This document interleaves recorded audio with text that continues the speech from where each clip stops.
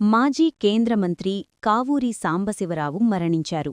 హైదరాబాద్లోని ఓ ప్రైవేటు ఆస్పత్రిలో చికిత్స పొందుతూ పరిస్థితి విషమించడంతో మృతి చెందారు. కాంగ్రెస్ నుంచి 5 సార్లు లోక్సభకు ఎన్నికయ్యారు సాంబశివరావు. 2013లో కేంద్రమంత్రిగా పనిచేశారు. ఆయన స్వస్థలం కృష్ణా జిల్లా పెదపారుపూడి మండలం దోసపాడు గ్రామం. ఆయన మృతితో రాజకీయ వర్గాల్లో తీవ్ర విషాదం నెలకొంది. మచిలీపట్నం నియోజకవర్గం నుంచి 3 సార్లు, ఏలూరు నియోజకవర్గం నుంచి 2 సార్లు ఎంపీగా ఎన్నికై సేవలు అందించారు. కేంద్రమంత్రిగా కీలక బాధ్యతలు నిర్వహించారు. ఆయన మరణంతో ఆంధ్రప్రదేశ్ రాజకీయాల్లో ఒక అనుభవజ్ఞుడైన నాయకుడిని కోల్పోయామని పలువురు నేతలు సంతాపం వ్యక్తం చేస్తున్నారు. కావూరి సాంబశివరావుకు 3 కుమార్తెలు, 1 కుమారుడు ఉన్నారు.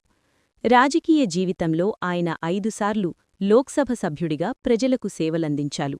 మాజీ కేంద్ర మంత్రి కావూరి సాంబశివరావు మరణించారు.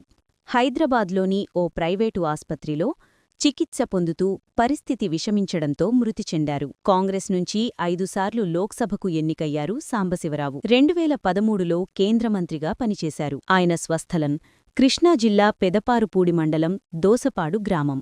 ఆయన మృతితో రాజకీయ వర్గాల్లో తీవ్ర విషాదం నెలకొంది. మచిలీపట్నం నియోజకవర్గం నుంచి 3 సార్లు, ఏలూరు నియోజకవర్గం నుంచి 2 సార్లు ఎంపీగా ఎన్నికై సేవలు అందించారు. కేంద్రమంత్రిగా కీలక బాధ్యతలు నిర్వహించారు. ఆయన మరణంతో ఆంధ్రప్రదేశ్ రాజకీయాల్లో ఒక అనుభవజ్ఞుడైన నాయకుడిని కోల్పోయామని పలువురు నేతలు సంతాపం వ్యక్తం చేస్తున్నారు. కావూరి సాంబశివరావుకు 3 కుమార్తెలు, 1 కుమారుడు ఉన్నారు.